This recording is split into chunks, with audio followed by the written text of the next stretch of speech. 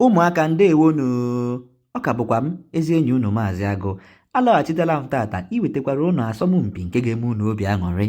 Mụ na otu nwaada ndị Igbo ji eme ọnụ, Chinaza Adigbo, agụpụtarala unu egwu ọhụrụ nke anyị na-akpọ egwu akụkụ ahụ. Anyị chọrọ ịma mmadụ ole n'ime unu ndị nke nụgoro egwu a ma mụta ihe niile a kụziri na ya. N'ihi nke a, anyị na-ebido asọmpi a ebe mmadụ 10 ga-emepụta ihe onyonyo bụ ọkaibe ga-erita ihe nrita n'otu n'otu. Onye nke mbụ ga-erita 30,000, onye nke abụọ ga-erita 1,000 ebe onye nke atọ ga-erita 15,000. Mmadụ asaa ndị ọzọ na-esotezi ha ga-erita 5,000 n'otu n'otu.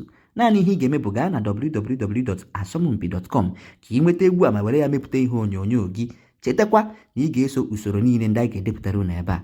Ebe ị ga-aga nwetakwa ya bụ egwu abụrụ ebe na www.asọmpi.com ka ị banye na ya bụ asọmpi soro na ndị ga-enweta mmeri. Ka emesịa nụ.